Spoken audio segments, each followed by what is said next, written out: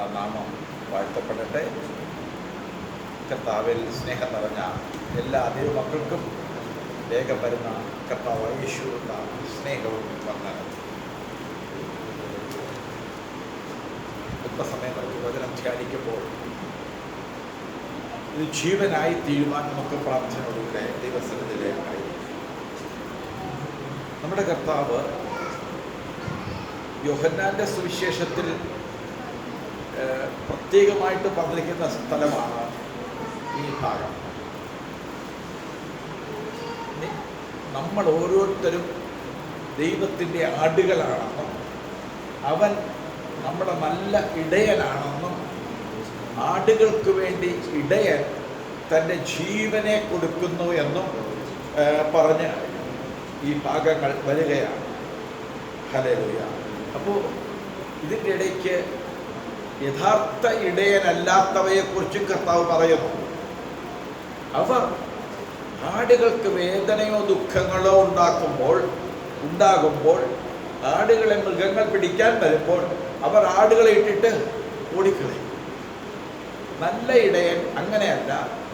അവൻ ആടുകൾക്ക് മുമ്പേ യാത്ര ചെയ്യും. ആടുകളെക്കുറിച്ച് നമ്മൾ മനസ്സിലാക്കുമ്പോൾ പ്രധാനമായിട്ട് വിശ്വാസികളെ ആടുകളെന്നാണ് വേദപുസ്തകം പറയുന്നത്. കർത്താവ് ലൂക്കോസിന്റെ സുവിശേഷം 15-ാം അധ്യായത്തിൽ 3 ഉപമ പറയുന്നു. ഒന്ന് 100 ആട്, അതിലൊന്ന് കാണാതെ പോയി. 2 10 ദ്രഹ്മ, ഒരെണ്ണം നഷ്ടപ്പെട്ടു പോയി. 3 2 മക്കൾ, ഒരാൾ നഷ്ടപ്പെട്ടു. അപ്പോൾ ഈ ഉപമയിലൂടെ കർത്താവ് പറയാൻ ആഗ്രഹിച്ചതും ഏകദേശം ഇത് തന്നെയാണ്.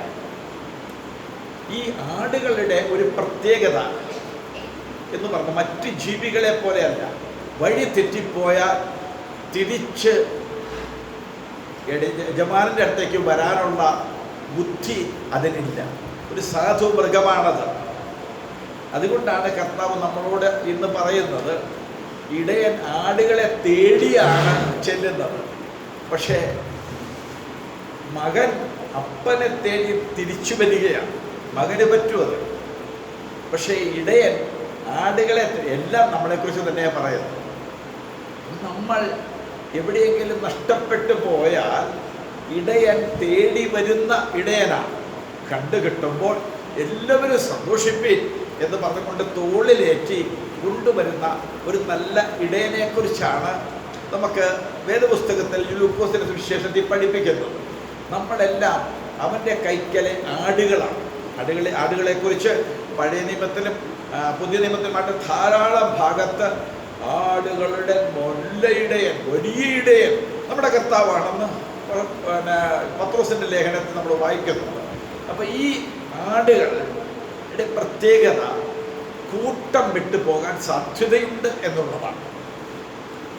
നമുക്കറിയാം, ഒരു സുനാമിയോ ഒരു ഭൂമി കുലുക്കമോ അതുപോലെ അനർത്ഥങ്ങളൊക്കെ വന്നാൽ നായ്ക്കൾ അവയ്ക്ക് ഈ ഭൂമിയുടെ ഉള്ളിലുണ്ടാകുന്ന ആ ശബ്ദം കേട്ട് നായ്കൾ അവിടെ ഓടും. സുനാമി വന്ന സമയത്ത് ഒറ്റ നായ്ക്കൾ ചത്തില്ല. സുനാമി വന്നപ്പോൾ വലിയ വള്ളങ്ങളൊക്കെ തെങ്ങിൻ്റെ മുകളിൽ കൊണ്ടുപോയി വെച്ച ചരിത്രം നമ്മൾ പത്രങ്ങളിലൂടെ വായിച്ചിട്ടുണ്ട്. പക്ഷേ ഇഷ്ടം പോലെ മനുഷ്യർ ചത്ത്. ഒറ്റ പട്ടി ചത്തായിട്ട് പറയാമോ? പട്ടിക്ക് അതിൻ്റെ അകത്ത് എന്ന് പറയുന്ന ആ ശബ്ദം കേട്ടിപ്പോൾ പേടിച്ചോടും. അവർക്ക് അറിയാം ആപത്ത് വരുന്നെന്നറിയാം, പേടിച്ച് ഓടും. അതുപോലെ ഭൂമി കുലുക്കം ഉണ്ടാകുമ്പോൾ അതിൻ്റെ അകത്ത് വരുന്ന ആദ്യത്തെ ശബ്ദം. അങ്ങനെ രക്ഷപ്പെട്ട ഇങ്ങനെ ഒരു വീട്ടിലെ ഭൂമി കുലുക്കം വന്നിട്ട് വലിയ ഫ്ലാറ്റിൽ താമസിച്ചിരുന്ന ഉടമകൾ ഈ പട്ടിയുടെ ബഹളം കണ്ടിട്ട് എന്താണെന്നറിയാണ്ട് പട്ടിയെ കൊണ്ട് പുറത്തേക്ക് ഓടി. അപ്പോൾ ആ വീട് നിലംപതിച്ചു, ആ വലിയ കെട്ടിടം നിലംപതിച്ചു. അങ്ങനെ രക്ഷപ്പെട്ട ചരിത്രമൊക്കെ ഉണ്ട്. പക്ഷെ ഇതൊന്നും കേൾക്കാനുള്ള കഴിവൊന്നും ഈ ആട്ടിനും കുട്ടിക്കുമില്ല, ആടിനുമില്ല. അവ അതിനകത്ത് കിടന്നെങ്കിൽ ചത്തുപോകും. ആരെങ്കിലും വഞ്ചിച്ചാൽ വഞ്ചിക്കപ്പെട്ടു പോകും. 2 ഇല കൊടുത്താൽ അതിൻ്റെ പുറകെ അങ്ങ് പോകും. അപ്പം ഇടയൻ്റെ ശബ്ദം ആടുകൾക്ക് തിരിച്ചറിയാം. ഇടയൻ്റെ ശബ്ദം എന്ന് പറയുന്നത് വേദപുസ്തകത്തിൽ മത്തായിയുടെ സുവിശേഷം 7-ാം അധ്യായത്തിൻ്റെ 21, 22 വാക്യങ്ങളൊക്കെ നമ്മൾ വായിക്കുന്നതെന്നറിയാമോ? അതിൻ്റെ 13 മുതൽ വായിച്ചു വരുമ്പോൾ നമ്മൾ കാണുന്നത്, ഇടുക്ക് വാതിലിലൂടെ കടപ്പാൻ നിങ്ങൾ പോരാടണം. നാശത്തിലേക്ക് പോകുന്ന വാതിൽ വീതിയുള്ളതും വഴി വിശാലവുമാണ്, അതിൽ കൂടി കിടക്കുന്നവർ അനേകരാണ്. ഇങ്ങനെ പറഞ്ഞിട്ട് കർത്താവ് 13, 14 വാക്യങ്ങളിൽ 15-ാം വാക്യം പറഞ്ഞിരിക്കുന്നത് എന്താണെന്ന് അറിയാവുന്നതെന്ന് കടന്നു നിർത്താമോ? കള്ളപ്രവാചകന്മാരെ സൂക്ഷിച്ചു. പെട്ടെന്ന് കർത്താവ് കള്ളപ്രവാചകന്മാരെ സൂക്ഷിച്ചു കൊള്ളുവേ എന്ന് വെച്ചാൽ ഇവർ യേശുക്രിസ്തുവിനെ കുറിച്ച് പ്രസംഗിക്കുന്നവരാണ്. അവരെ കർത്താവായ യേശുവിൻ്റെ നാമത്തിൽ ഭൂതങ്ങളെ പുറത്താക്കുന്നവരാണ്. കർത്താവായ യേശുക്രിസ്തുവിൻ്റെ നാമത്തിൽ അവർ രോഗികളെ സൗഖ്യമാക്കുന്നവരാണ്. കർത്താവിൻ്റെ നാമത്തിൽ അവർ വീര്യപ്രവർത്തികൾ, വളരെ വീര്യപ്രവർത്തികൾ ചെയ്തു. എല്ലാം ചെയ്തിട്ട് കർത്താവിൻ്റെ അടുത്ത് വന്നിട്ട് പറയുകയാണ്, കർത്താവേ, ഓർക്കുന്നില്ലേ ഞങ്ങളെ? യേശു അല്ലാതെ ഞങ്ങൾക്കൊരു നാമമില്ലായിരുന്നു. നിന്റെ നാമത്തിൽ ഞങ്ങൾ ചെല്ലുന്നിടത്തെല്ലാം, ഞങ്ങളുടെ ജീവിതത്തിലും പുറത്തും നടന്നതെല്ലാം ധൈര്യസമേതം പറയുക. എന്താണ് നമ്മുടെ കർത്താവ് അവരോട് മുഖത്ത് നോക്കി പറഞ്ഞത്? അധർമ്മം പ്രവർത്തിക്കുന്നവരെ എന്നെ വിട്ട് പോകുവിൻ. അതെന്താണ്? യേശുക്രിസ്തുവിൻ്റെ നാമത്തിൽ അവർ രോഗികളെ സൗഖ്യമാക്കിയതും ഭൂതങ്ങളെ പുറത്താക്കിയതും സുവിശേഷം പ്രസംഗിച്ചതുമൊക്കെ തെറ്റായി, അധർമ്മമായിരുന്നു. അങ്ങനെയല്ലേ കർത്താവ് പറയുന്നത്? അപ്പൊ അതൊന്നും ചെയ്യണ്ടെന്നാണ് കർത്താവ് പറഞ്ഞത്. നമ്മൾ അതാ പറഞ്ഞത്, കള്ളപ്രവാചകന്മാരെ സൂക്ഷിച്ചു കൊള്ളുവേ. അപ്പൊ കള്ളനും കവർച്ചക്കാരനും ആടുകളുടെ ജീവനെ കുറിച്ച് പദ്ധതിയില്ല. അവയെ നിത്യജീവനിലേക്ക് നയിക്കാൻ പദ്ധതിയില്ല. അവർക്ക് വേണ്ടത് ആടുകളുടെ ചുരത്തി കിട്ടുന്ന പാലും അതിൻ്റെ മാംസവും അതിൻ്റെ സ്വാദറിയ ഭക്ഷണവുമാണ് ഈ കള്ള ഇടയന്മാർക്ക് വേണ്ടത്. കള്ളപ്രവാചകന്മാരെ സൂക്ഷിച്ചു കൊള്ളുവിൻ. അപ്പൊ നിങ്ങൾ കള്ളപ്രവാചകന്മാരെ തിരിച്ചറിയുന്നുണ്ടോ? കള്ളപ്രവാചകനെ തിരിച്ചറിയാൻ നമുക്ക് എങ്ങനെ കഴിയും? അവർ കർത്താവിൻ്റെ നാമത്തിൽ നമ്മൾ വായിച്ചെങ്ങനെ വളരെ വീര്യപ്രവർത്തികൾ എന്ന് വെച്ചെന്നാ ഇല്ലാത്ത കാല് പ്രാർത്ഥിച്ചപ്പോൾ ഉണ്ടായി വന്നു. അവർ പ്രാർത്ഥിച്ച, നിങ്ങൾ വായിച്ചിട്ടില്ലാത്ത കേട്ടില്ലാത്ത ഭാഗമാണോ ഇത്? കർത്താവ് പറയുക, ഭൂതങ്ങളെ അവർ പുറത്താക്കി. കർത്താവ് തന്നെ അധികാരം കൊടുത്തതാ. കർത്താവ് തന്നെ പറഞ്ഞതാ, നിങ്ങൾ പോയി വീര്യപ്രവർത്തികൾ ചെയ്യണം, മരിച്ചവരെ ഉയർപ്പിക്കണം. ഇതെല്ലാം അവർ ചെയ്തു. കർത്താവ് മുഖത്തു നോക്കി പറയുക, അധർമ്മം പ്രവർത്തിക്കുന്നവരെ എന്നെ വിട്ട് പോകുവിൻ എന്ന് ഞാൻ എന്നാളിൽ അവരോട് തീർത്തു പറയും. ഞാൻ നിങ്ങളെ ഒരു നാളും അറിഞ്ഞിട്ടില്ല. നിങ്ങളും ഞാനുമായിട്ട് ഒരു ബന്ധവുമില്ല. നിങ്ങൾ കർത്താവെ എന്ന് വിളിച്ചതും നിങ്ങൾ അതിശയം ചെയ്തതും അത്ഭുതം ചെയ്തതും ഇവരുടെ വാക്ക് കേട്ട് ആടുകൾ തെറ്റിപ്പോകും. സാക്ഷാൽ യേശുക്രിസ്തു പറഞ്ഞ അതേ സുവിശേഷമാണ് ഇവരുടെ വായിൽ നിന്നും വരുന്നത്. എന്താണ് സംഭവം? അത്ഭുതങ്ങൾ ചെയ്തപ്പോൾ, അടയാളങ്ങൾ ചെയ്തപ്പോൾ, ഞാൻ ആ വാക്യം നിങ്ങളെ ഒന്ന് വായിച്ച് ഒന്ന് കേൾപ്പിക്കാം. മത്തായിയുടെ സുവിശേഷം 7-ാം അധ്യായത്തിൽ നിന്നുള്ള ഭാഗങ്ങൾ നമ്മൾ തിരിച്ചറിഞ്ഞു. നമുക്ക് അല്പമേ കിട്ടിയുള്ളെങ്കിലും അത് നല്ലത് മാത്രമാണ്. അതിനകത്ത് നമ്മൾ വായിക്കുന്നത് ഇങ്ങനെയാണ്, നിന്റെ നാമത്തിൽ ഞങ്ങൾ, അതിൻ്റെ 22-ാമത്തെ വാക്യം, കർത്താവേ കർത്താവേ. കർത്താവേ എന്നൊന്നുമല്ല, കർത്താവേ കർത്താവേ, മുഖത്ത് നോക്കിയാ വിളിക്കുന്നത് കർത്താവിൻ്റെ. അന്നാളിൽ നിന്റെ നാമത്തിൽ ഞങ്ങൾ പ്രവചിച്ചു. ഞങ്ങൾ ഈ ബൈബിളിലെ 66 പുസ്തകവും പഠിപ്പിച്ചവരാ. വചനം നന്നായി ജനത്തെ പഠിപ്പിച്ചവരാ ഞങ്ങൾ. ബൈബിൾ പറയുന്ന പ്രവചനത്തിൻ്റെ പ്രധാനപ്പെട്ട പ്രവചനം പരിജ്ഞാനത്തോടെ ജനങ്ങൾക്ക് കൊടുക്കുന്ന. ഞങ്ങൾ നിന്റെ നാമത്തിൽ പ്രവചിച്ചു, നിന്റെ നാമത്തിൽ ഭൂതങ്ങളെ പുറത്താക്കുകയും നിന്റെ നാമത്തിൽ വളരെ വീര്യപ്രവൃത്തികൾ പ്രവർത്തിക്കുകയും ചെയ്തില്ലയോ എന്ന് പലരും, കുറച്ചു വരുന്നില്ല, പലരും വന്ന് പറയും. എന്ന് വെച്ചാൽ ഒരുപാട് പേര് കർത്താവിനടുത്ത് വന്നിട്ട് പറയും. അന്നാളുകളിൽ എന്നോട് പറയും, ഞാൻ അവരോട്, ഞാൻ ഒരു നാൾ നിങ്ങളെ അറിഞ്ഞിട്ടില്ല, അധർമ്മം പ്രവർത്തിക്കുന്നതിനെ വിട്ട് പോകുവിനെന്ന് തീർത്തു പറയും. ആകയാൽ എൻ്റെ ഈ വചനങ്ങളെ കേട്ട് ചെയ്യുന്നവരൊക്കെയും പാറമേൽ വീട് പണിത ബുദ്ധിയുള്ള മനുഷ്യരോട് തുല്യരാകും. എന്താണ് അവരുടെ പ്രത്യേകത? ഒന്ന്, അവരുടെ ജീവിതത്തിൽ വചനം അനുസരണമില്ലാത്തവരാണ്. രണ്ട്, അവർ പ്രവചിക്കുമ്പോൾ, പ്രസംഗിക്കുമ്പോൾ മാനസാന്തരത്തിൻ്റെ നിത്യജീവന്റെ സുവിശേഷം പ്രസംഗിക്കുന്നില്ല. മാനസാന്തരത്തിന്റെ സന്ദേശം, ടേൺ ടു ജീസസ്. നിങ്ങൾ നല്ലത് ചെയ്യണം, നിങ്ങൾ സിനിമ കാണരുത്, നിങ്ങൾ മദ്യപിക്കരുത്, നിങ്ങൾ പാപം ചെയ്യരുത്. ഇതാണ് അവരുടെ സുവിശേഷം, ധാർമ്മികമായ ഉപദേശം. ഇതാണ് ശ്രീ ഗുരുക്കന്മാർ ചെയ്യുന്നത്, ഇതാണ് അമൃതാനന്ദമയി ചെയ്യുന്നത്, ഇതാണ് ലോകത്തിലുള്ള ഗുരുക്കന്മാരെല്ലാവരും ചെയ്യുന്നത്. ധാർമ്മികമായ ഉപദേശമാണ്. നിങ്ങൾക്ക് എങ്ങനെ ക്ഷമിക്കാൻ കഴിയും, നിങ്ങൾക്ക് എങ്ങനെ സമാധാനത്തോടെ സ്വസ്ഥമായിട്ട് ജീവിക്കാൻ കഴിയും, ടെൻഷൻ ഇല്ലാതെ ജീവിക്കാൻ കഴിയും, ശാന്തമായി ചിരിച്ചുകൊണ്ട് മറ്റുള്ളവരോട് ഇടപെടാൻ കഴിയും. ഇവർ പഠിപ്പിക്കുന്ന ഇതാ.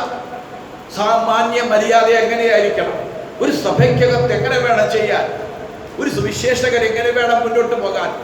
ഇത് മുഴുവൻ പഠിച്ചിട്ട് നമുക്കറിയാം, നാരായണ ഗുരുസ്വാമികൾ പറഞ്ഞത്, മതം ഏതായാലും മനുഷ്യൻ നന്നായാൽ മതി. ഇവരും പറയുന്നതല്ലേ, നമ്മൾ നന്നാകണം, നമ്മളെ നന്നാകണം. അപ്പൊ പിന്നെ നമുക്കും അവർ തമ്മിൽ എന്ത് വ്യത്യാസം?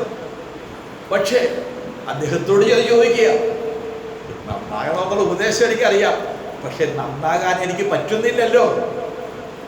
ഒരു നന്മ എന്നിൽ ഞാൻ കാണുന്നില്ലല്ലോ. നിങ്ങളിലും എന്നിലും ദൈവസ്നേഹത്തിന്റെ ഒരു കണിക ഉണ്ടെന്ന് വാതുമുഴക്കാൻ ആർക്ക് പറ്റും?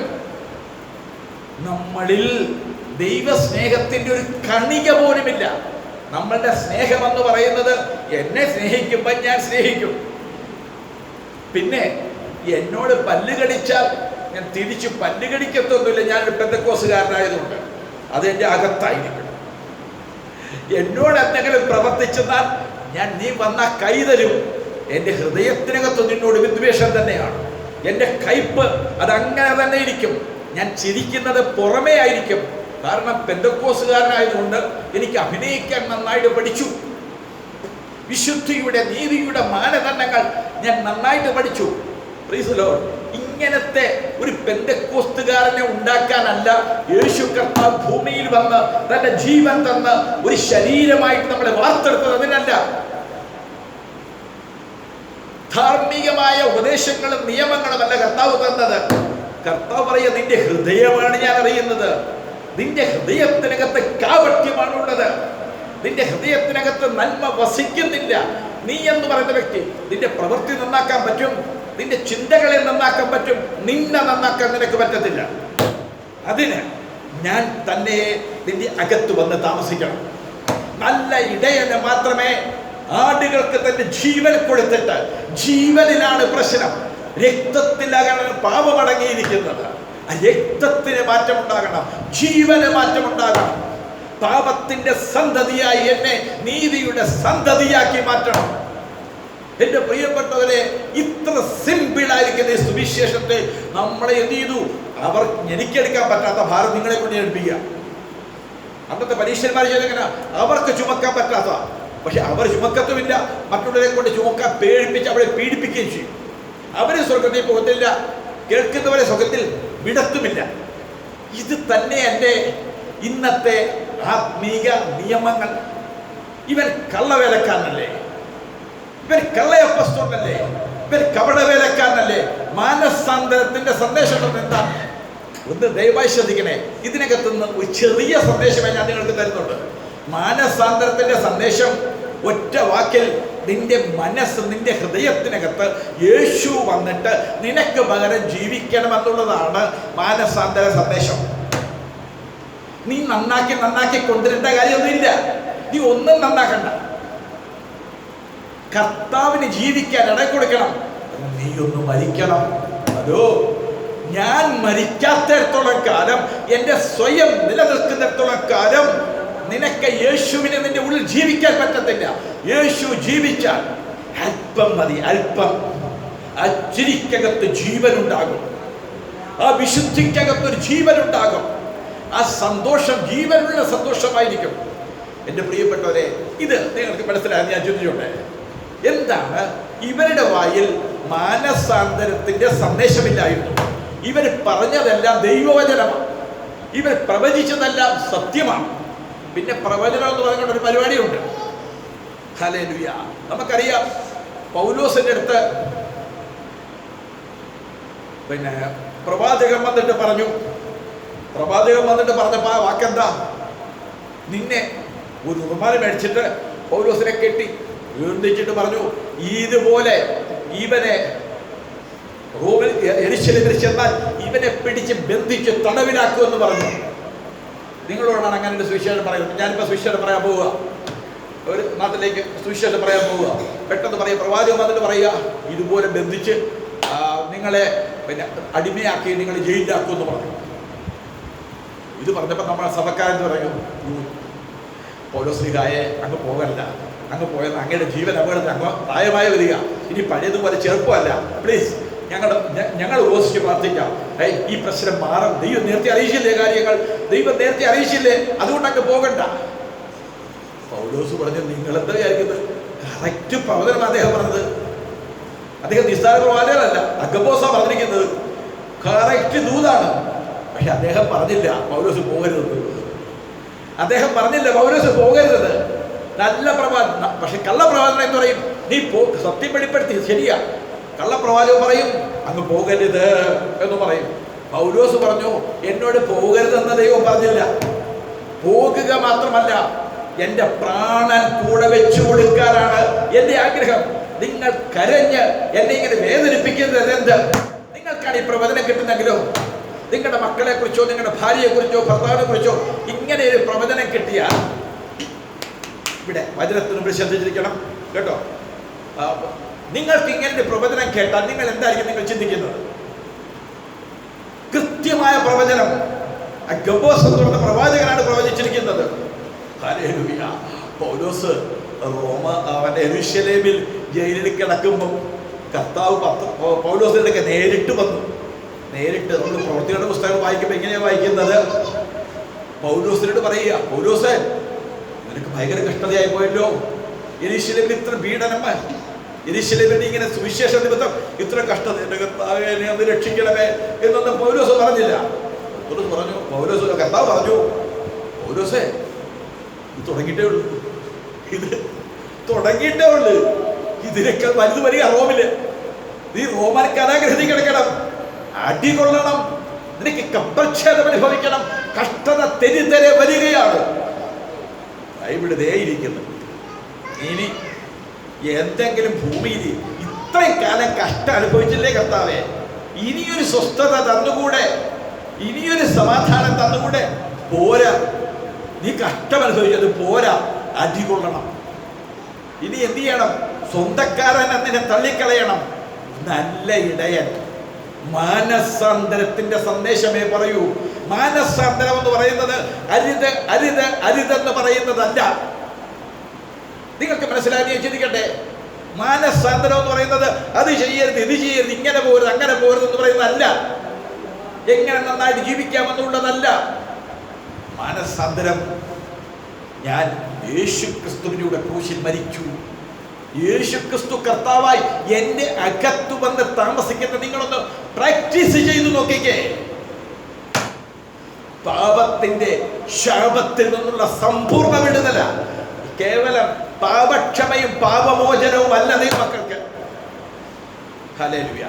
നമ്മൾ എന്താ മനസ്സിലാക്കേണ്ടത്? ക്രിസ്ത്യ ജീവിതം ക്രിസ്തുവിനെ പോലെ, അവനെ പോലെയുള്ള ജീവിതത്തിലേക്ക് എന്നെ നയിക്കും.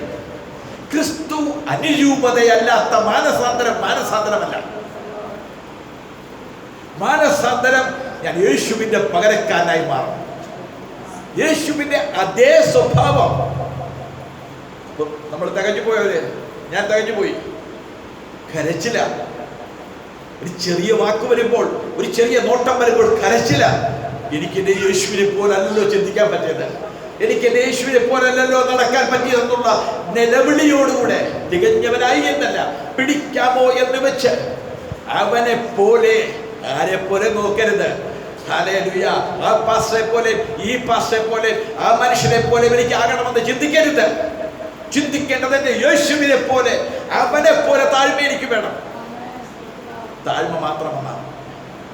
സ്വർഗമഹിമകൾ വെടിഞ്ഞ് ഈ താണലോകത്തിൽ മനുഷ്യനായി വന്ന് താഴ്ത്തി മരണത്തോളം താഴ്മ തന്ന യേശുവിനെ പോലെ നീ ന്യായമായി തീരണം. ഇതായിരുന്നു പൗലോസിന്റെ മാനസാന്തര സന്ദേശം. അപ്പോസ്തലന്മാർ പ്രസംഗിച്ചത് മുഴുവനും ഈ സന്ദേശമാണ്. 2, അവർ വെളിപ്പെടുത്തിയത് മുഴുവനും ഈ ലോകം പരദേശമെന്നാണ്. ഇവർ പറയുന്നത് അറിയോ?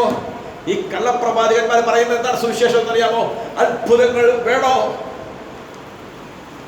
ഞങ്ങൾ ചെയ്യാം, ഞങ്ങൾ പ്രാർത്ഥിച്ചാൽ അത്ഭുതങ്ങൾ നടക്കും. പക്ഷെ അവരുടെ സന്ദേശം മുഴുവനും നിനക്ക് ഇനി ഒരു 20 വർഷം കൂടെ അമേരിക്കയിൽ നിനക്ക് ജോലിയുണ്ട്, ഇനി നിനക്ക് 25 വർഷം കൂടെ ആയുസ്സുണ്ട് എന്ന് വെച്ചാൽ ഇവൻ കള്ളപ്രവാചകൻ തെളിയിക്കാം. ഇന്ന് കർത്താവ് വരുമെന്നാണ് കർത്താവ് പറഞ്ഞിരിക്കുന്നത്. ഇന്ന് കർത്താവ് വരുമെന്ന് പ്രതീക്ഷിക്കുന്നവനാണ് ഒരു ദൈവവൈതൽ. നാളെ എന്ന് പറയുന്നത്, അങ്ങനെയാണെങ്കിൽ കർത്താവ് വരാൻ 20 വർഷം കൂടി താമസിക്കുന്നതിനെങ്കിലും പറഞ്ഞത്.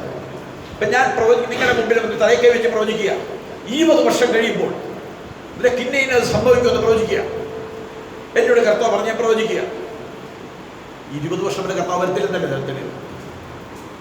കർത്താവ് വരത്തില്ല 20 വർഷം വരെ. അതിന് ശേഷമേ കർത്താവ്. അപ്പോൾ 20 വർഷം എനിക്ക് അടിച്ചു പൊളിക്ക് ജീവിക്കാം. നിത്യതയുടെ പ്രകാശനം കാണിച്ചുകൊണ്ട് ആ നിത്യതയുടെ ആനന്ദം. സ്വർഗരാജ്യമല്ല ഞാൻ പറയുന്നത്. ഞാൻ പറയുന്ന സ്വർഗത്തിലെ പട്ടുമത്തയുടെ കാര്യമല്ല പറയുന്നത്. ഇവിടെ സുവിശേഷത്തിൽ നമ്മളെ പഠിപ്പിക്കുന്നത് ജീവവൃക്ഷവും ജീവജലത്തിന്റെ നദികളുമല്ല നമ്മുടെ അവകാശം. നമ്മൾ ഇന്നും പാടി നമ്മൾ അവനെ കാണും. ദിനവും യേശുവിന്റെ കൂടെ, ദിനവും യേശുവിന്റെ ചാരെ പിരിയാൻ കഴിയില്ലെനിക്ക്. യേശുവിന്റെ കൂടെ. ഇവിടെ സ്വർഗത്തിലാണോ നിങ്ങൾ? സ്വർഗം എന്ന് പറയുന്നത് യേശുവിന്റെ കൂടെയുള്ള വാസമാണ്. കഴിഞ്ഞ 6 ദിവസം യേശുവിന്റെ കൂടെ സ്വർഗത്തിലായിരുന്നു. എത്ര പേരുണ്ട്? യേശുവിന്റെ കൂടെ ജീവിക്കാൻ കഴിയും. അതിനാണ് യേശു പോയി പരിശുദ്ധാത്മാവ് കഴിച്ചു തന്നത്. യേശുവിന്റെ കൂടെ ജീവിച്ചാൽ യേശുവിന്റെ സ്വഭാവം നമ്മളിൽ ഉണ്ടാകും. നിങ്ങൾ ആരുടെ കൂടെ ഏറ്റവും കൂടുതൽ നടക്കുന്നത്? അവരുടെ സ്വഭാവം നിങ്ങൾക്കുണ്ടാകും. നിങ്ങൾ ആരുടെ കൂടെയാണ് നടക്കുന്നത്? ഒരു അഹങ്കാരിയും ദുഷ്ടനും നീചനുമായിരിക്കുന്ന ഒരു വ്യക്തിയുടെ കൂടെയാണ് നിങ്ങളുടെ സ്ഥിരമായ വാസം. അറിയാതെ നിങ്ങളെ പറ്റി പിടിക്കും. നിങ്ങൾ അഹങ്കാരിയാകും, നിങ്ങൾ ലോകസ്നേഹിയാകും. യേശുവിന്റെ കൂടെ ദിനവും നടന്നു നോക്കിക്കേ, അവനെ പോലെ സൗമ്യനാകും, അവനെ പോലെ സ്നേഹമുള്ളവനായി നമ്മൾ മാറും. കർത്താവ് നമ്മളെ സഹായിക്കട്ടെ. 3-ാമത്തേത്, അവരുടെ വായിൽ ശിക്ഷത്വത്തിന്റെ സന്ദേശമില്ല. അവരുടെ വായിൽ ശിക്ഷത്വം എന്ന് പറയുന്നത്, യേശുവിന്റെ ശിഷ്യനാകാൻ ആർക്ക് പറ്റും?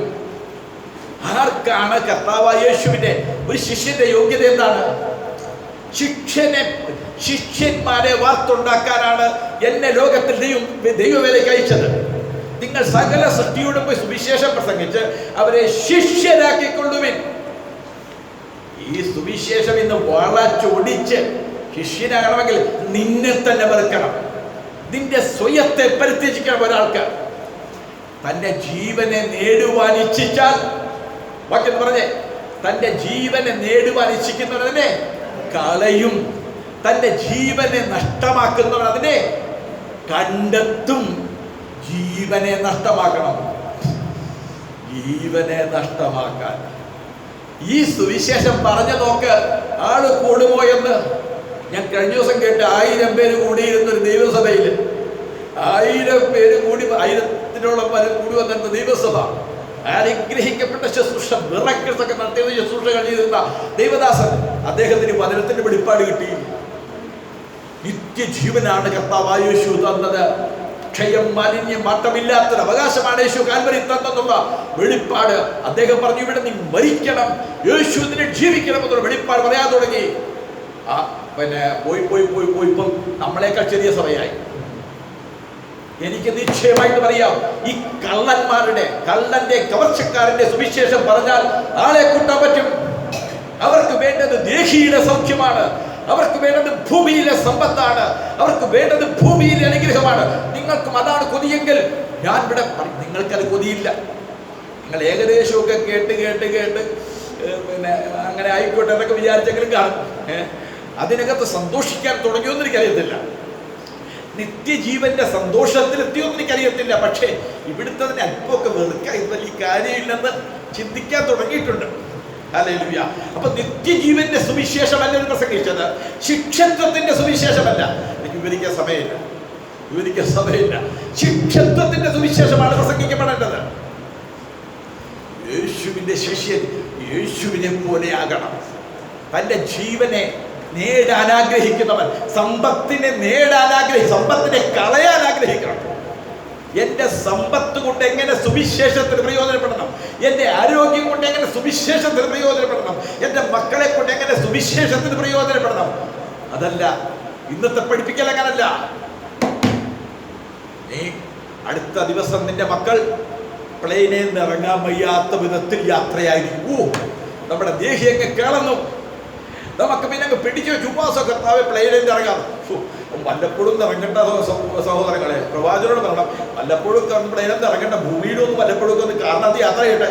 പ്ലെയിനെ നിറങ്ങാത്ത വിധത്തിലായിരിക്കും ഇനി അവൻ്റെ ശുശ്രൂഷകൾ, അവൻ്റെ ജോലി എന്നൊക്കെ പറഞ്ഞുകൊണ്ട് നമ്മളെ മോഹിപ്പിക്കുന്ന ശുശ്രൂഷ ചെയ്യുന്ന കള്ളപ്രവാചകൻ, കള്ളയിടയൻ. കാടുകളെ ഇട്ട് ചൊല്ലിയും അവ ഓടും. എനിക്കറിയാവുന്ന ഒരു വീട്ടിൽ ഈ കൊള്ള സുവിശേഷം പറഞ്ഞ് അവരെ അങ്ങ് സന്തോഷിപ്പിച്ചു. അവിടുത്തെ വീട്ടിലെ മകൻ ഒരു നല്ല പിന്നെ ഗൾഫിൽ കുവൈറ്റിൽ നല്ല ജോലി സമ്പാദിച്ച മകൻ. അദ്ദേഹത്തിന് പെട്ടെന്നൊരു ക്ഷീണം വന്നു. ഈ കള്ളയിടയൻ വന്നിട്ട് പറഞ്ഞു, യേശുക്രിസ്തുവിന്റെ നാമത്തിൽ ഇപ്പോൾ ആ വീട് അന്യാരാധന നടക്കുന്ന വീടാ, സുവിശേഷത്തിന്റെ സത്യമനുസരിക്കാത്ത വീടാ, എല്ലാം പറഞ്ഞ് കള്ളപ്രവചനം പറഞ്ഞ് ഇവരെ ഇളക്കി. പക്ഷേ പിന്നെ കേട്ടത് ആ കൊച്ചൻ്റെ മരണവാർത്തയാണ്. ഞാൻ അവിടെ ചെന്നപ്പോൾ ചോദിച്ചു, ഈ പറഞ്ഞ ഇടയൻ വന്നില്ലേ? എൻ്റെ ഭാഷയെ തിരിഞ്ഞു കയറിയില്ല. പിന്നെ എൻ്റെ മകൻ മരിച്ചിട്ട്, യൗവനക്കാരനായ മകൻ മരിച്ചുപോയി. മരിച്ചിട്ട് പിന്നെ തിരിഞ്ഞു കയറിയില്ല. ആടുകളുടെ വേഷം പൂണ്ടുകൊണ്ട് എങ്ങനെ, അല്ലെങ്കിൽ നല്ല ഇടയന്മാരെന്ന് പറഞ്ഞുകൊണ്ട് അവരുടെ കാശടിച്ചു മാറ്റാനുള്ള തന്ത്രം ദൈവമക്കൾ മനസ്സിലാക്കിക്കൊണ്ട് വേണം പോകാൻ. ഇത് ഞാൻ പറയുന്നത് നിങ്ങളിലും നിങ്ങൾ രക്ഷപ്പെട്ടവരാ. ഇതിനകത്ത് കെട്ടിക്കിടക്കുന്ന ഒരുപാട് പേരുണ്ട്, ഈ ബന്ധനത്തിൽ കിടക്കുന്ന ഒരുപാട് പേരുണ്ട്. അവരെ സ്വതന്ത്രമാക്കാനാണ് നമ്മളെ കൂടി കർത്താവാക്കിയിരിക്കുന്നത്. കഴിഞ്ഞ ആഴ്ച പറഞ്ഞ സ്വാതന്ത്ര്യത്തിന്റെ സുവിശേഷം, വിടുതലിന്റെ സുവിശേഷമാണ് കഴിഞ്ഞ ആഴ്ച പറഞ്ഞു. എന്തൊക്കെയാ സ്വാതന്ത്ര്യം എന്ന് പറഞ്ഞു? ദൈവത്തിന്റെ സ്വന്തം. ഇന്ന് പറയുന്നത് ദൈവത്തിന്റെ അത്ഭുതങ്ങളും അടയാളങ്ങളും വീര്യപ്രവൃത്തികളും ചെയ്ത ദൈവദാസന്മാരെന്ന് പറയുന്നവർ കള്ളന്മാരാണെന്ന്. അങ്ങനെയല്ലേ വെളിപ്പാട് ദിവസം പറയുന്നത്? അപ്പസ്തോലന്മാരല്ലാതിരിക്കെ അവർ അപ്പസ്തോലന്മാരെന്ന് പറഞ്ഞവരെ നീ എന്ത് ചെയ്തു? പരീക്ഷിച്ചു. അറിയാലോ ഇന്നത്തെ കള്ളപ്പസ്തോലന്മാരെ നാട് നീളെ പ്രചരണമാ. നീ പരീക്ഷിച്ച് അവരപ്പ കള്ളന്മാരാണെന്ന് കണ്ടു, നിന്നെ കുറിച്ച് ഗുണം പറയുക. ചിലർ പറയുന്നു, അയ്യോ അതൊക്കെ നമ്മളെന്തിനാ നോക്കുന്നത്, അവരെന്തെങ്കിലും പറയട്ടെ, അവരെന്തെങ്കിലും ചെയ്യട്ടെ. അങ്ങനല്ല, കള്ളന്മാരെ കള്ളന്മാരാണെന്ന് നീ കണ്ടെത്തണം. അവന്റെ വായിൽ ശിഷ്യത്വത്തിന്റെ സുവിശേഷമുണ്ടോ? നിന്റെ ജീവനെ നീ വെറുക്കണമെന്ന് പറയുന്നുണ്ടോ? നീ ജീവനെ പിടിച്ചാൽ നഷ്ടപ്പെടുമെന്ന് പറയുന്നുണ്ടോ? നീ ജീവനെ കണ്ടെത്തിയാൽ നഷ്ടപ്പെടുമെന്നും ജീവനെ നഷ്ടപ്പെടുത്തിയാൽ തിരിച്ചു കിട്ടുമെന്നും ശിഷ്യത്വത്തിന്റെ സുവിശേഷമുണ്ടോ? നിത്യജീവന്റെ വെളിപ്പാട് കൊണ്ട് നിത്യതയിലേക്ക് സമ്പത്ത് കുട്ടിവെക്കാൻ പഠിപ്പിക്കുന്നവരുണ്ടോ? ഹല്ലേലൂയ. അപ്പോൾ ഞാൻ പറഞ്ഞു വന്നത്, ഈ ഇടയൻ ആടുകളെ ഇട്ടേക്ക് ഒറ്റ ഓട്ടമോടും ഓടി. ഒരാളുടെ കാര്യമാണ് പറഞ്ഞത്, പലരുടെ കാര്യം എനിക്കറിയാം. പലരുടെ കാര്യം നശിപ്പിച്ച് കളഞ്ഞിട്ട് ഇവരങ്ങോടും. എൻ്റെ അടുത്ത് വന്നിട്ട് ഒരിക്കൽ ഒരു പാസ്റ്റർ പറഞ്ഞു, പാസ്റ്റേ ഇന്ന വീട്ടിലൊന്ന് പോണേ. ഞാൻ എന്താ, ഇവിടുന്ന് ആടുകളെ അടിച്ചോണ്ട് പോയതല്ലേ? എന്താണ് പാസ്റ്റേ? ഇടയൻ പാസ്റ്റർ അല്ലേ, അതുകൊണ്ട് പാസ്റ്റർ ചെന്നാൽ ഒരു മാനസാന്തരപ്പെടും. ഞാൻ പറഞ്ഞു, പാസ്റ്റർ ചെന്നാൽ മാനസാന്തരപ്പെടത്തില്ല, നീ ഇവരെ നശിപ്പിച്ചു. എൻ്റെ അടുത്ത് വന്നിട്ട് ബോഡിയ പാസ്റ്റർ പറഞ്ഞതാ, ഇവിടുന്ന് വലിച്ചോണ്ട് പോയി. അവസാനം കള്ള് ഷാപ്പിൽ നിന്ന് മാറാൻ സമയമില്ലാതെ നടന്നു. മാറാൻ സമയം, ഞാൻ ഈ പറയുന്നതൊക്കെ ഉണ്ടല്ലോ, ഈ പുസ്തകം എൻ്റെ അനുഭവമാണ്, ഇതെന്റെ ജീവനായി തീർന്ന പുസ്തകമാണ്. പാസ്റ്റർ പറഞ്ഞാൽ അവർ മാറും. പാസ്റ്റർ അവരുടെ രക്ഷകർത്താവല്ലേ, വലിച്ചോണ്ട് പോയി നശിപ്പിച്ചിട്ടാണോ സഹോദരായി എന്ന് ചോദിച്ചു. ഹല്ലേലൂയ. എൻ്റെ പ്രിയപ്പെട്ടവരെ, നിങ്ങളിൽ ആരെങ്കിലും അങ്ങനത്തെ ഒരു മനോഭാവം പോലും വരാൻ ഇടവരരുത് എന്ന് എനിക്കൊരാഗ്രഹമുണ്ട്. അതുകൊണ്ട് ഞാൻ തീർത്തും പറയുന്നു. ഹല്ലേലൂയ. ഇവിടെ നമുക്ക് ഏറ്റവും നല്ല ഇടയൻ യേശുക്രിസ്തു ആണെങ്കിലും നമുക്ക് പഴയ നിയമത്തിൽ നല്ലൊരു ഇടയനായിരുന്ന ബാലകനെ കുറിച്ച് കാണാൻ കഴിയും. അദ്ദേഹം ഒരു സങ്കീർത്തനമുണ്ട്, 23 സങ്കീർത്തനം. ഒരുപാട് സങ്കീർത്തനം എഴുതി. 23 സങ്കീർത്തനത്തിന് 1-ാം വാക്യം പറയുന്നത് എന്താ? യഹോവ എൻ്റെ ഇടയനാകുന്നു, എനിക്ക് മുട്ടുണ്ടാകുന്നു. എന്തൊരു സന്തോഷം! കർത്താവ് ഒന്ന് ഇടയനായി തീർന്നു നോക്കിക്കേ, നിനക്കൊരു മുട്ടും വരത്തില്ല.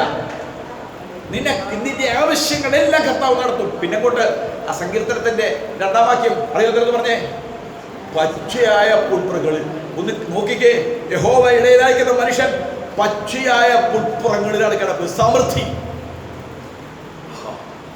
പിന്നെ മുൻപിലോട്ട് നോക്കിക്കേ, സ്വസ്ഥതയുള്ള വെള്ളത്തിന്റെ അരികത്തേക്ക് നടത്തുന്നു. ഹല്ലേലൂയ. പിൻപിലോട്ട് നോക്കിക്കേ, ശത്രുക്കളുടെ മുൻപിൽ മേശ ഒരുക്കി വെച്ചിരിക്കുന്നു. നമ്മുടെ സൈഡിൽ ശത്രുക്കൾ കാണുക മേശ. പുറകിലോട്ട് നോക്കിയേ, നന്മയും കരുണയും എന്റെ ആയുഷ്കാലം ഒക്കെ എന്നെ പിന്തുടരുന്നു. കള്ള സുവിശേഷമായി ഇത്, കള്ള സുവിശേഷമായി ഇത്, സുവിശേഷമല്ല ഇത്. ഈ സുവിശേഷം കേൾപ്പിച്ച് ജനത്തെ വഞ്ചിക്കുന്ന ഇടയന്മാർ ഇന്ന് പെരുകിക്കൊണ്ടിരിക്കുക. പിന്നെ എന്താണ് സുവിശേഷം? അതിനകത്തൊരു 4-ാം വാക്യമുണ്ട്, ഇവന്മാർ മിണ്ടത്തില്ല.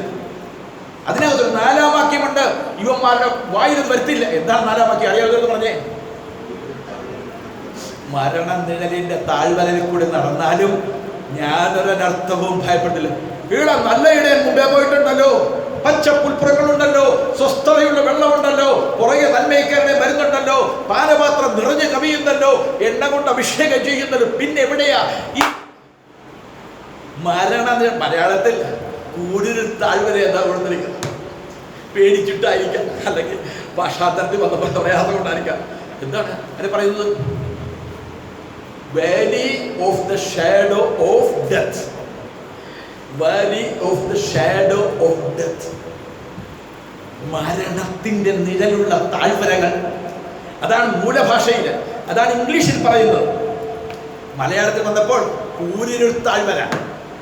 നമ്മുടെ കർത്താവ് ഗെത്സമനയിലേക്ക് പോയ സ്ഥലം നമുക്ക് എല്ലാവർക്കും അറിയാമല്ലോ. മത്തായി 18, 13, 14, 15 കർത്താവ് തന്റെ ശിഷ്യത്വത്തിൽ വേണ്ടുന്ന കാര്യങ്ങളെല്ലാം അവരെ ഉറപ്പിച്ച്, അവരെ പഠിപ്പിച്ച് 17-ാം അധ്യായത്തിൽ പ്രാർത്ഥന കഴിഞ്ഞ് 18-ാം അധ്യായത്തിലേക്ക് ഗെത്സമനയിലേക്ക് പോവുക. ഇതുവഴിക്കാ പോയത് ഗെദ്രോണിന്റെ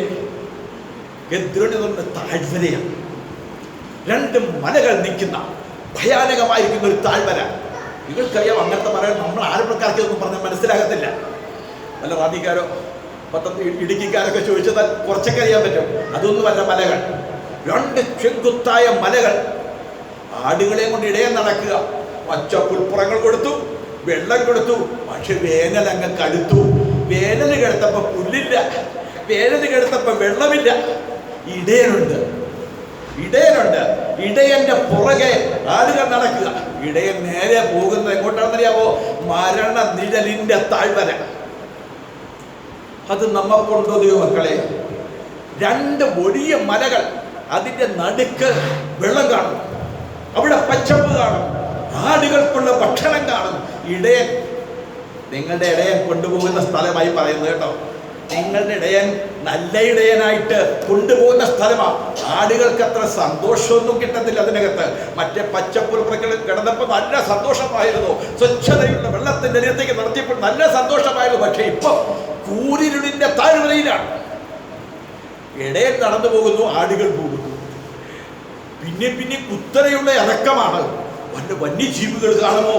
വെളിച്ചമൊന്നും അശേഷമില്ല. നട്ടുച്ച നേരത്ത് നേരെ സൂര്യൻ മുകളിൽ വരുമ്പോൾ വെളിച്ചം കിട്ടും. പിന്നെ വെളിച്ചമില്ല. അവിടെ സൂര്യനെട്ടിന്റെ നലിക്കുന്ന അവസ്ഥയാണ്.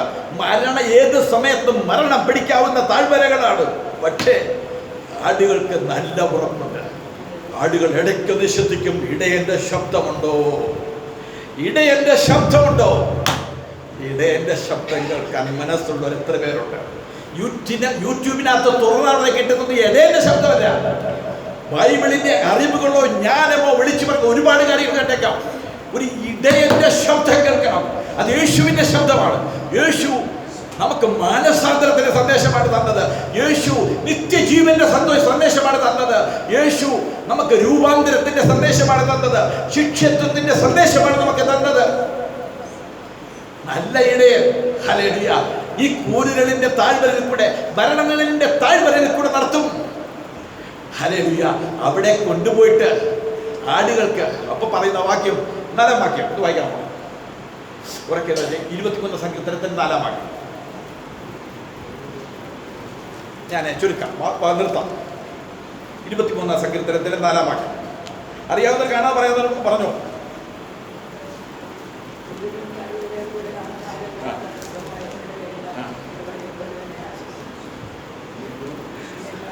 നീ എന്നോടുകൂടെ ഇരിക്കുന്നുവല്ലോ. കണ്ടോ, ആ ആടിൻ്റെതായിരിക്കുന്ന വാക്കുകളെ ശ്രദ്ധയെ ഒന്ന് നോക്കിക്കേ. എന്താണ്?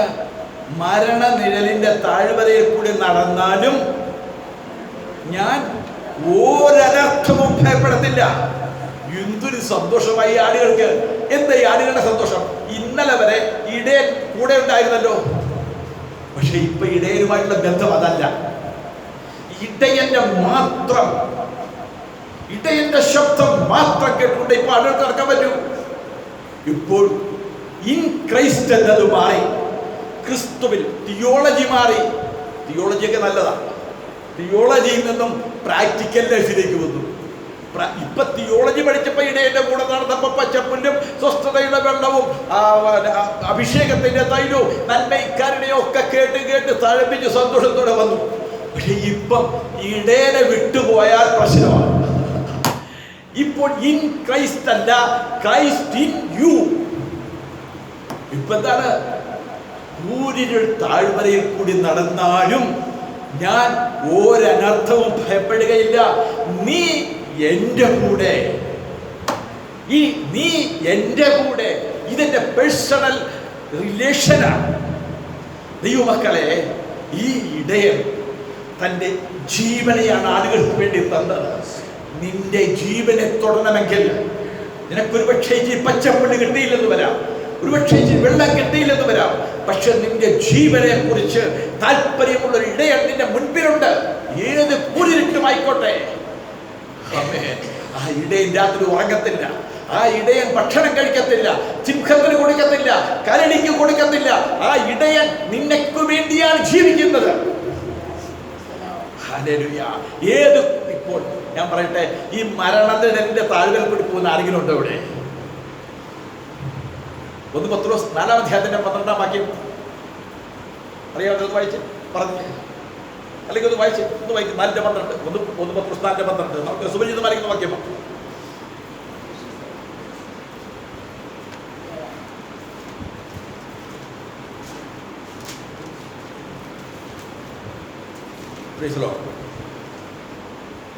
ആരും എടുത്തില്ലേ? ബൈബിളിലെ അതിലേക്ക് ഞാൻ വായിക്കാം.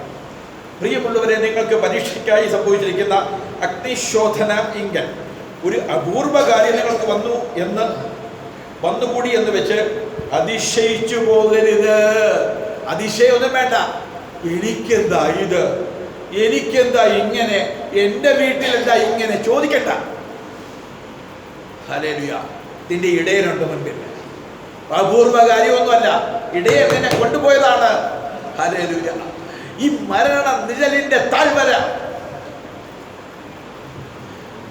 valley of the shadow of death, ചിലപ്പോൾ മരിച്ചു പോകുമെന്ന് തോന്നിപ്പോകുന്ന സാഹചര്യം. ഇനി എങ്ങനെ മുന്നോട്ട് എന്ന് ചിന്തിച്ചു പോകുന്ന ആരെങ്കിലും ഇവിടെ നിൽപ്പുണ്ടെങ്കിൽ ഇവിടെ നിനക്കൊരു ഇടയനുണ്ട്. ഞാൻ തീർത്തും പറയാം, നിങ്ങൾക്ക് ഇവിടെ ഒരു ഇടയ ശുശ്രൂഷക്കാനായിരിക്കുന്ന ഒരു ദൈവദാസനം. അദ്ദേഹം ദൈവത്തോടെ നിന്നുകൊണ്ട് ആമേൻ ഇടിവെതിക്കുന്നുണ്ട്. നാശിച്ചു പോകാത്തതിന്റെ പിന്നിലുള്ള കാര്യം 2, നിനക്ക് വേണ്ടി പിതാവിന്റെ പ്രധാനമായിട്ട് 2അല്ല, അതാണ് പ്രധാനം. ഈ പിതാവിന്റെ വലത്തുഭാഗത്തിന് ഇടയിൽ നിൽപ്പുണ്ട് ജീവൻ തന്നവൻ. എൻ്റെ മകനാണ്, എൻ്റെ മകളാണ്. കർത്താവേ, അവളെ ശത്രുവിലേക്ക് കൊടുക്കരുത്, അവരെ ശത്രുവിലേക്ക് കൊടുക്കരുത്. ഇപ്പോഴത്തെ അവസ്ഥ എന്താ? മന്ദീഭവിച്ചു പോയി.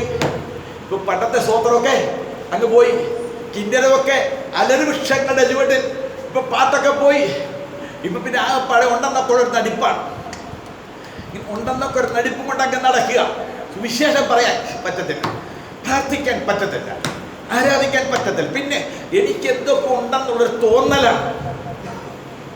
എൻ്റെ സ്നേഹിതരെ, എന്നെ കേൾക്കുന്ന പ്രിയപ്പെട്ടവരെ, ഒരു മടങ്ങി വരവ്, ഒരു മനസ്സാന്തരം നമുക്കുണ്ടാകണം. ഇടയന്റെ അടുക്കലേക്കൊന്ന് മടങ്ങി വരണം. ഇടയൻ വിളിക്കുന്നു, വാ. ഈ കള്ള ഇടയന്മാരുടെ അടുക്കൽ നിന്നും നമ്മൾ രക്ഷപ്പെടണം. നിന്നെ ആശ്വസിപ്പിക്കുന്ന, നിന്റെ കൂടെ കരയുന്നതല്ല സുവിശേഷം. ഹല്ലേലൂയ.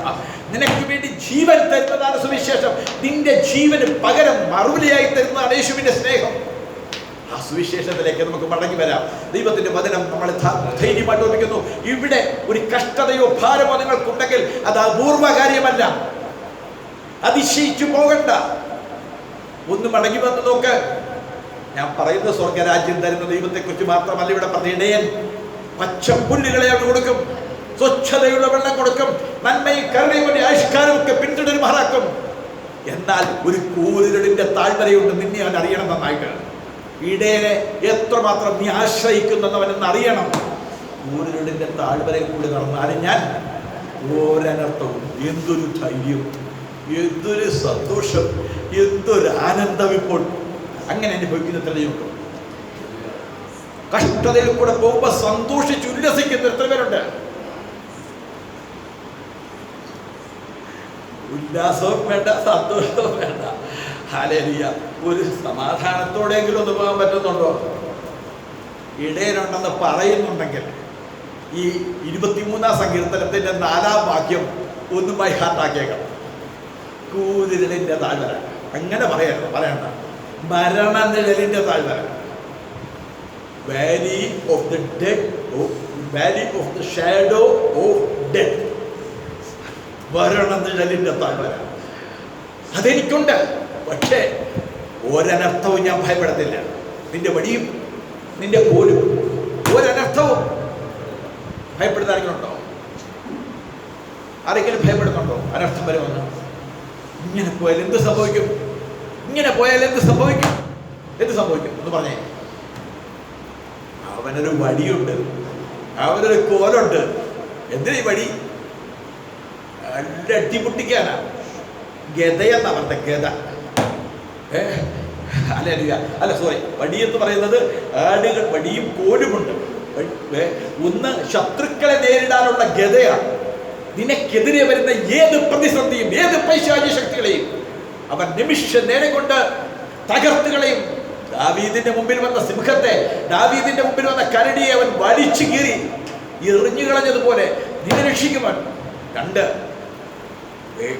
ചാട്ടവാ. ഒരിച്ചിരി പച്ചല കിട്ടുന്നില്ല, വിശന്നു പോയി. ഇടയൻ കണ്ടു, ഓടി വന്ന് വലിയൊരു കോലുണ്ട് അവൻ്റെ കയ്യിൽ. ആ കോല് കൊണ്ടുവന്ന് അത് വളച്ച് ആടുകൾ സുഭിക്ഷമായിട്ട് തിന്നുക. അവന്റെ കയ്യിലുണ്ട് മക്കളെ, സഹോദരങ്ങളെ. അവന്റെ കയ്യിൽ വടിയും കോലുമുണ്ട്. അവൻ നിന്നെ ആശ്വസിപ്പിക്കുന്ന ദൈവമാണ്. അവൻ നിന്നെ ഒറ്റയ്ക്ക് വിടുന്ന ദൈവമല്ല. ഇടയൻ ആടുകൾക്ക് വേണ്ടി തന്റെ ജീവനെ കൊടുക്കും. ഞാൻ എൻ്റെ മക്കളെ ഉപസ്മരിക്കട്ടെ. ഈ നല്ല ഇടയന്റെ പിന്നാലെ ആടുകളാകുന്ന നമുക്ക് പോകണമോ? അതോ കള്ളയിടയൻ? അങ്ങനെ പ്രവചനപരം, വീര്യപ്രവർത്തികളുടെ വരം, അല്ലെങ്കിൽ അതുപോലുള്ള വരങ്ങൾ പ്രാപ്തരായി മാനസാന്തരത്തിന്റെ സന്ദേശമില്ലാത്ത, ദൈവരാജ്യത്തിന്റെ വെളിപ്പാട് പറയാത്ത, പങ്കുവയ്ക്കാത്ത, ശിക്ഷത്വത്തിലേക്ക് വളർത്തിയെടുക്കാത്ത ഒരു സുവിശേഷം കേൾക്കാൻ നിങ്ങൾ ഞാൻ തയ്യാറാകുമോ? അത് സുവിശേഷമല്ല, അത് വേറൊരു സുവിശേഷമാണ്. കാശുണ്ടാക്കാനുള്ള മാർഗമാണ്, ആളെ കൂട്ടാനുള്ള മാർഗമാണ്. നമുക്കത് വേണ്ട. ഈ നല്ല ഇടയന്റെ പിന്നാലെ നമുക്ക് യാത്ര ചെയ്യാം. ആ പാട്ടിന്റെ വരികൾ ഒന്ന് പാടാമോ? കൂരിരുളിൻ താഴ്വരയതിൽ ഏകനായി സഞ്ചരിക്കലും,